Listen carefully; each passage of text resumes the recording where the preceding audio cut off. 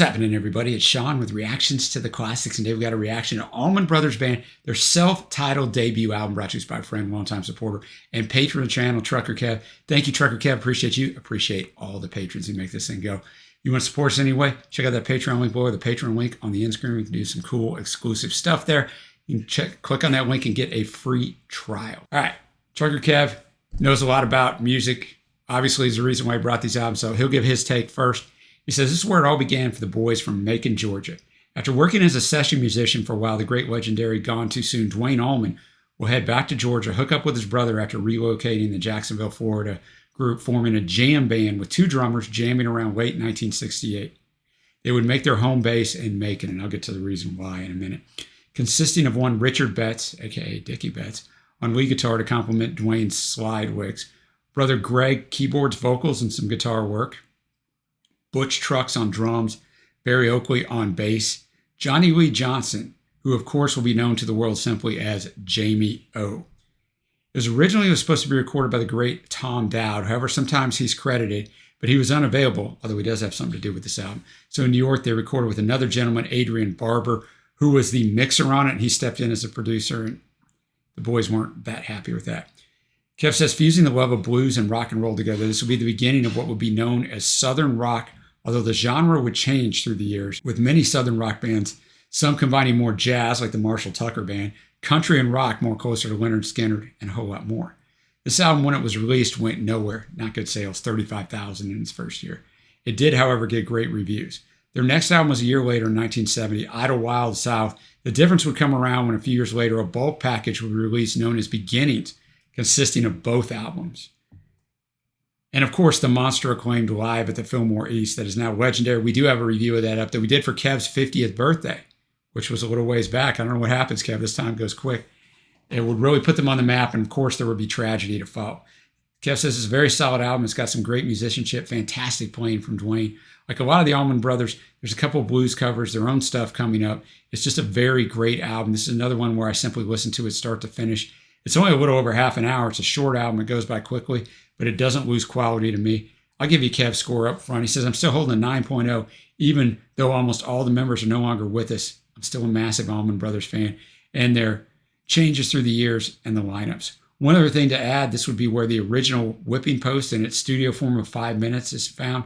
Of course, the legendary 22-minute live version is on at Fillmore East. All right, we're getting into a few of my facts. This is their debut album, November 1969. It's produced by Adrian Barber, like I mentioned. Owing to the band's dislike of Barber's original mix, they did go back and get Tom Dowd. Remember, Kev said they wanted him, who in 1973 remastered it and remixed it. They're formed in 1969. They came together following various musical pursuits by each member. Guitarist and band leader Dwayne Allman moved to Jacksonville, Florida, where he led large jam sessions with his new man. One he envisioned would have two guitarists and two drummers. After rounding out the lineup with the addition of his brother Greg, who was still in California, I'll get to that in a minute, the band moved to Macon, Georgia, where they were to be one of the premier acts on Capricorn, which is a subsidiary of a bigger record label, but that's why Macon, that's where Capricorn was at. The album was recorded and mixed in only 2 weeks in Atlantic Studios in New York City. Much of it, though, was premiered live over the previous few months. So once they went in the studio, they were supposed to go in the studio just to lay some stuff down. They ended up doing the whole album in actually 6 full days because they didn't need all that time. They didn't need to go back and remix stuff. And this is kind of the lost art. I know there's still bands that do it, but music's just a whole different game now. Back in the day, man, you would grind it out, right? You would grind it out, play live, grind it out oftentimes for years. So when you got in the studio for that first album, you might not understand how the studio works. It might take you a minute. And they kind of went through that. But you were ready to go, man. You didn't need a lot of time to hone your craft. I mean, REM's pretty famous for this. REM played together for years before they laid down their first album, Murmur. Like, these bands go in the studio, like, they're good to go. So they're traveling around trying to get this album over. As I said, it only sold 35,000 in its first year. Their first trip outside of the South, they went to Boston, opened for the Velvet Underground. I just thought that was pretty cool. That's a pretty cool matchup. They didn't have enough original songs, so that's how they remade old blues numbers like Trouble No More, One Way Out. Greg, who had struggled to write in the past, became the band's sole songwriter. Much of the material collected on this was written between May and August of 1969. The group gauged crowd reaction to the songs and adjusted accordingly. No better way to do it, right? Instead of just laying it down in a studio, Let's go out on the road. Crowd loves it. Let's do it. They don't love it. Let's mess with it, or let's throw it out. Before we went into the studio, we had a very clear idea, they said, of what we were all trying to do musically. Dickie Betts said this, and that it was unique, totally different from anything else that anyone was playing. From the earliest rehearsals, we all had the same mindset. These guys had done life together, man. They were all on the same page. They traveled together. They had done drugs together. Like they were tight. One of the things I was talking about in the studio, a red light on the recording board would go on when the band began recording. You guys have seen this in movies, TV, right? Recording or in session. It made Greg nervous. In order to perform takes as needed, he unscrewed the light. Greg's lyrical inspiration came from his time in Los Angeles as part of Hourglass, another band. Getting effed by different land sharks in the business, he said, experiencing great frustration among fierce competition. The traditional blues songs, he said, were likewise regarded as, quote, songs that were so good, they couldn't be left off the album. On writing the record, Greg said in his memoir, My Cross to Bear, I wrote most of that whole first record in that 1 week. I had total peace of mind. LA and all its changes didn't even cross my mind. I felt like I was starting all over, which I was. Most of the songs on the album were written at, not really a hotbed of writing usually, Rose Hill Cemetery. All right, some unique artwork. The gatefold, if you have the album, the guys are nude. It was never supposed to be released where everybody could see the nude pictures, but it ended up getting leaked eventually. Dickie Betts had cut his leg open, so they were kind of down in this river, but he had to stand behind because he couldn't get in the river with an open cut. But just some interesting stuff there. As I said, all songs are written by Greg, unless I mention otherwise. The music won't be in the video, but it's going to be at that Vimeo link below. You got to listen to the music, so click on that. Follow along with us. Let's kick it off. The first track, Don't Want You No More, written by Spencer Davis and Eddie Harden because it was a Spencer Davis group song. It's an instrumental only. It had been previously employed on the set list of The Second Coming, Oakley and Betts' former band.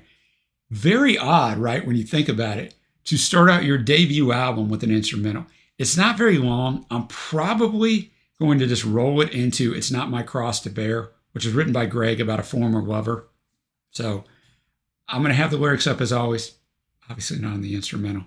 Thanks again, Trucker Kev. All right, so let's go back to Don't Want You No More. I had to make some notes, but basically the drum beats, the duo drums coming in from Trucks and Jamie O at first, and then the guitar, Allman and Betts' guitars on Don't Want You No More were just fantastic. Had a little organ solo in there from Greg. So you got a really good idea just in a little 2.5 minute punch of what is to come on down the line from these guys. And then It's Not My Cross to Bear, just a great blues tune. I'm not a huge fan of the organ, but it works with these guys, obviously, with Greg on there. And then, Dickie and Dwayne on the guitars are fantastic. And the drumming with two of them definitely works well. The song itself, you feel the man's pain. You feel Greg's pain. He's heartbroken, but then he tells her, don't be coming back to me, right? It just ain't my cross to bear. And you just really feel it. The guitar solo, it's blues, right? So it really builds on this, but it's kind of a master class from a band laying down their first album. But like I said, these guys are well-accomplished dudes by the time they get here. Don't be fooled by debut. All right, next up we have Black Hearted Woman. It was issued as a single. They edited it down nearly 2 minutes as they did back then to try to make it more commercial, to get it on top 40 radio. It didn't really work. Greg wrote this about the same woman he wrote It's Not My Cross to Bear about. So probably didn't work out well. Not reading the lyrics yet, but it's not his cross to bear. It's Black Hearted Woman. Greg probably did good to get out of that. All right, Black Hearted Woman. This woman did a job on Greg here, man. You really felt that. But I'll tell you, you got Jamie O on the congos on here. He's on the congos on some of these songs. You felt it there, but you felt the two drummers really big time here. Obviously, you felt the guitar work of Dickie and the slide work of Dwayne on this one. Like the opening of it was really upbeat, really well. I could see why they chose this and try to edit it down for a single. I'm sure they edited out the best part of it, but I could see that working because it had this odd rhythm at the start with the guitars, but it was really good. Kind of made it unique. I don't know that I got a lot of other stuff on here. I kind of covered it. The vocal wailing to match the guitars was also fantastic. So really good song that you felt. You could really feel it. And that's the idea because that's what they're going for. Now the last song of the traditional side one, we got Muddy Waters, the song Trouble No More. He first recorded it in 1955. The variation on Someday Baby Blues, recorded by Sleepy John Estes in 1935. The Allman's got both live versions of this and this version. But Sleepy John Estes, 1935. Black-Hearted Woman, he took off a little bit at the end and talking about the backdoor man, something that Robert Johnson and those guys back then brought to the forefront, and Led Zeppelin stole those exact lines. So Greg's paying homage to him in Black-Hearted Woman. Still a little trouble, no more. All right, the musicianship on that was off the charts. I mean, you had Dwayne and Dickie doing acoustic and electric interplay throughout, and you had two solos before verse 4 and after. First one was Dickie, second one was Dwayne. So that would be the battle of this song. Well, whose guitar solo is better? Probably Dwayne's by just a tad bit, but I don't know, man. But fantastic song. Like, really, really punched this song up.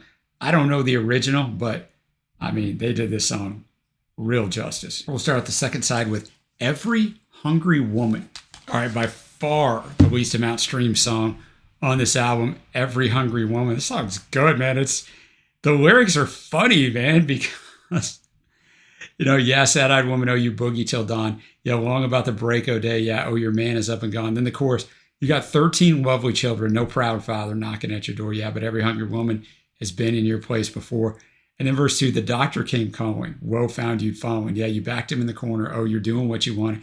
And then the next chorus, she has 14 lovely children. Then we get those great guitar solos. I don't want to keep saying the same thing, but I mean, this is what you expect from the Allman Brothers. It is not disappointing. The guitar work is off the charts.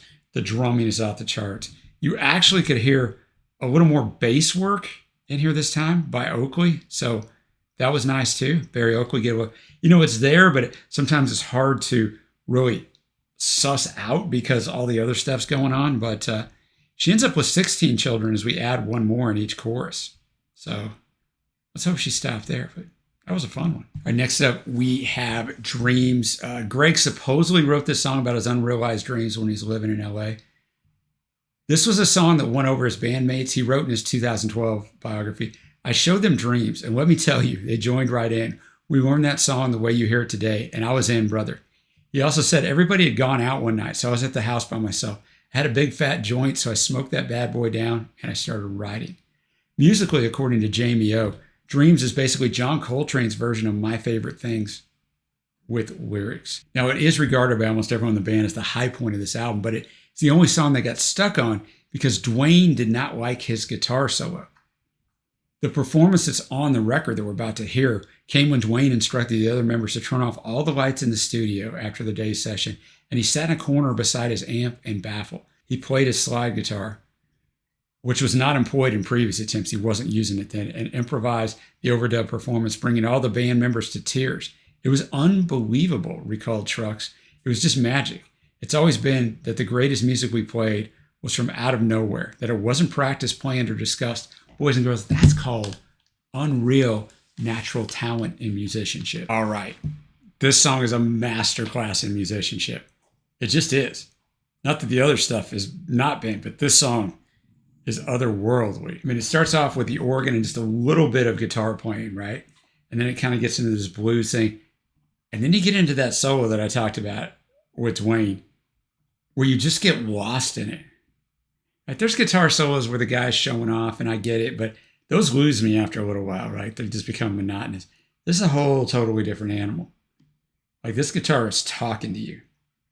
And then we get back, Greg comes back, the organ's much more prominent, but then you have like this descending guitar riff that also sticks with you. So it's just fantastic, man. It's fantastic. Now we're going to end this off with a very famous song, but not this version. It's not the one that's famous. Whipping Post. There's a course on the double live album at Film Race that we talked about that we've already done, where it's 22 minutes and 40 seconds. It takes up the entire final side of that record, which is the one that, it's the live version that's on the Rock and Roll Hall of Fame's 500 songs that shaped rock and roll, and on Rolling Stone's 500 greatest songs list of all time. But this song's writing was late of March 1969 when Greg showed up and they told him, we want you to be the primary songwriter. He had 22 songs written. They only took 2, the previous track, Dreams, and It's Not My Cross to Bear. So he had to come up with other songs. So this was one of the songs he wrote in that 5-day period before they went into the studio. It's an interesting story, and I've seen it written 2 different ways, and this is how music legends start. But Greg was either he couldn't find a pencil when these lyrics came to him, or he couldn't turn the light on because there was a child in the room that he was in when these lyrics came to him. I've seen it both ways, but either way, he had 2 matches. He used one where he lit them both and he blew one out and used the charcoal on the end of it on an ironing board that was by the bed and wrote out the lyrics to this song while he lit the other one up so he could see. So it's one of those things, man, where it's great musical lore. He later said this song came on so fast I didn't even have a chance to get the paper out. That's the way the good songs come. They just hit you like a ton of bricks. So that's a little different than the story, but the story's great. It basically, it's not an actual whipping post. It's metaphorical. He's a whipping post to an evil woman, which is kind of the theme of the album a little bit. All right, let's finish this thing off. All right, whipping post. So going into this, I mean, I've only ever heard the other version, the 22-minute version, once when we did the review. Like, it was fantastic. It's just not my thing, like long jam stuff. It's just not my thing. I respect the greatness of it. So I figured this one couldn't live up to that. And obviously it's not the same thing. It's the same song, but not the same animal we're talking about here. But I'll tell you what they packed into 5 minutes and 17 seconds here is absolute, like, genius. Everything. You feel Greg's pain in it. In that last part, I feel like I'm dying. Tied to the whipping post. Guitar solos by both Dickie and Dwayne. The bass work at the start, right? The bass work, it's very famous, but this bass riff by Barry Oakley, fantastic. So, like, everybody is in the drumming, as always, and all of this stuff is fantastic. Everybody's firing on all cylinders, and they get it all in 5 minutes, 17 seconds. These last 2 songs have just been insane. Now we're going to get to my favorite tracks, which is kind of weird to do on a 7-song album, and really the first song is just an instrumental, so it could be your favorite song. I'm not going to put it on there. All the songs are good. I'm going to go faves, Trouble No More, and then like an extra faves for Dreams and Whipping Post. I mean, Whipping Post basically matched Dreams for me, and I didn't think it would, this shorter version of it. It basically matched it for me. I mean, it's unbelievable. And now we're going to get to my overall score. And I'm going to tell you, man, the way we did it oftentimes in the late 60s, early 70s, I miss. An album that's a little over 30 minutes, 7 songs. There's a beauty in that. Led Zepp figured this out. There's a lot of artists that figured this out. Sometimes I don't need an hour-long album of like 12 to 14 tracks. Those are fine too. Plenty of them will show up on my favorite list. But there's a beauty in this, man. It's quick, it's concise, and you can just go, especially in an album, the old school vinyl. Play the whole thing, spin it. I see why Kev just says the whole album, because you don't listen to one song here. You could, but you just spin this thing, man. You're in the vibe for it. It's 30 minutes. So it's fantastic. So I'm going to be at an 8.25 on first listen. Kev's at a 9. I could see myself getting there. I mean, this is greatness. First album right out of the gate, greatness. Let me know what you think of this one. Where does it fit in their catalog as far as your favorites? What are your favorite songs on here if you had to pick a couple? Till next time, guys, I will see you.